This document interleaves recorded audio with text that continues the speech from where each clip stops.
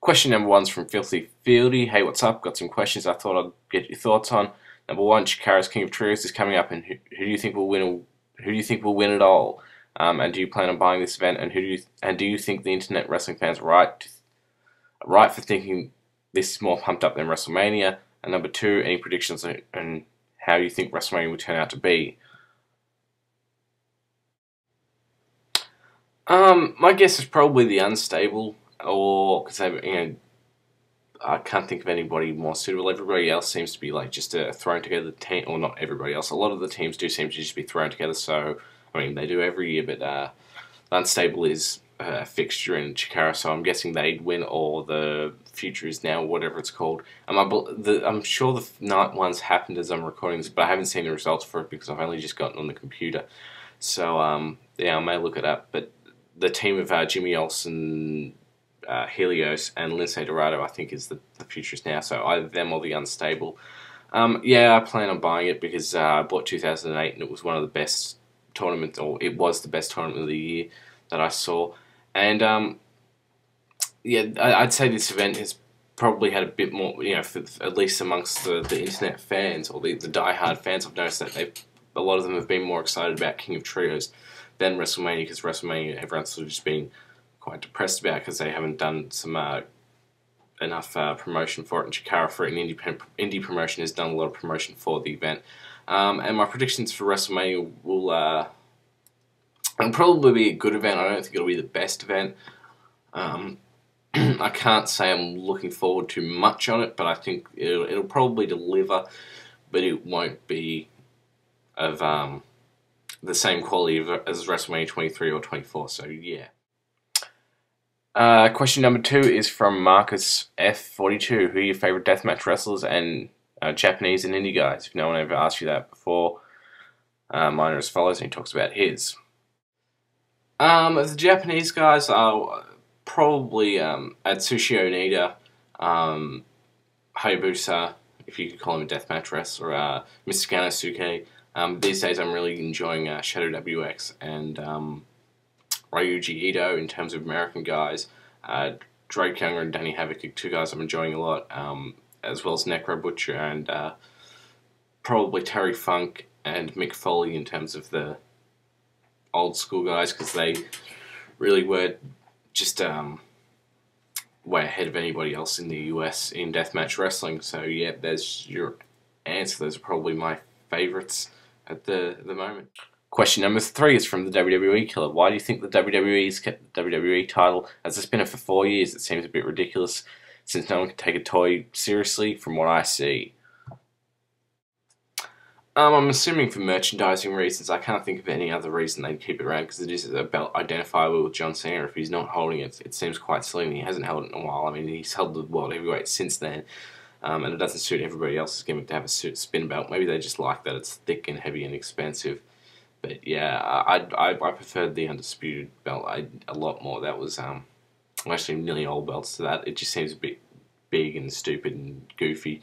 But yeah, I'm assuming they keep it around for merchandising reasons, because a lot of dumb fucks buy that shit. Question number four is from Mysterio1027. What are your top 10 favourite wrestling shows of all time? It's hard to give you any off the top of my head, but I compiled just a really quick list that took me like 5 minutes, or not even that. Just some off the top of my head. Noah Departure 2004, which is a Tokyo Dome show, with Kenta Kobashi versus John Akiyama in a 5-star match, and there's 2 legit 4-star matches on it, as well as a pretty solid card on the rest of it. Noah's Destiny 2005, which was their next Tokyo Dome show, with Kensuke Sasaki versus Kenta Kobashi, Mitsuharu Misawa versus Toshiaki Kawada. And that was just an amazing show, if just for the dream matches in it. Dream Slams, both 1 and 2. True Slayer recommended them in one of his videos, and I bought them, and after 1 and then 2, it took me like a week to get back into wrestling, because the work rate was just so high, and it was just... It burns you out, but they are 2 of probably the best shows I've ever seen. Super J Cup 1 and 2, I am a real big fan of Super J Cup tournaments, or junior heavyweight tournaments, but it's only 4 Super J Cups, but 1 and 2 are up there. I think 2 is the 1995 one, which was their second one, which was held by War instead of New Japan, is quite underrated. So yeah, there is that. WrestleMania 17 is up there. The Ted Petty Invitational 2004, which I got a question about a little bit later on, which may be the best indie show ever put on. And Ring of Honor Supercard of Honor 3, which is from last year. I can't think of a definitive 10th at the moment. If I could do a top 50, I'd probably be able to throw, 24 All Japan Pro Wrestling Budokan Hall shows in there, as they were extremely good. So yeah, sorry I can't answer your question in full. I hope it helps you out.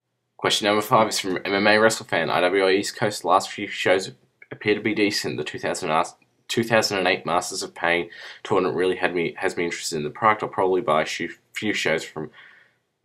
from Smart Mark. Have you seen any of their recent shows? Man, I fucked that up bad.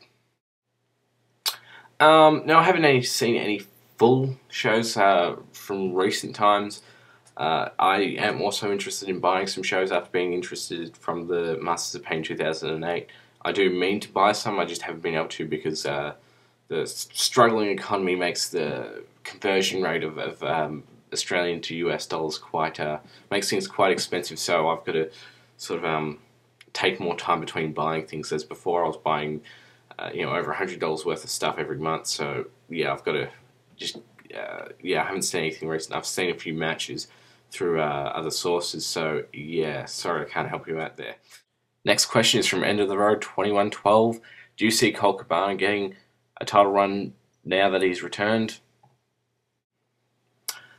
That's a bit difficult. Maybe eventually. He's an entertaining wrestler, and I do think he's a good enough wrestler to win it.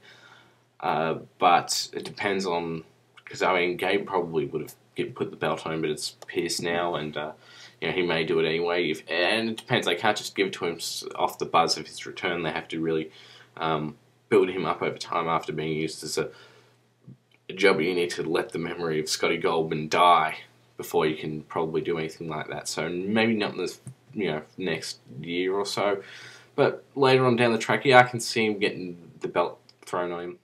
And the last question is from Nightmare Baller 1. Have you seen the Ted Petty 2004? And if so, what was your favourite match on it? Yeah, I am a proud owner of the TPR 2004, as I mentioned my top 10 shows, or top 9 closer.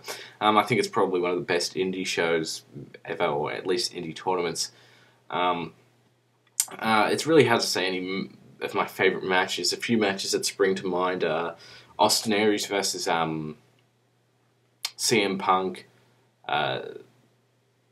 Mike Quackenbush versus Bryan Danielson from the second night, Samoa Joe versus Nigel McGuinness, the finals. I can't really pick a favourite out of them, but though the matches, because it's been about a year since I watched it, I don't have any particular favourite, but I do remember really, when I first watched it, really enjoying Punk versus Aries the most of everything on the DVD, as well as being surprised by how Rain Man got over after being a relative unknown, I guess, or people weren't reacting to him, and by the end of it they were kind of chanting his name, so that was pretty cool.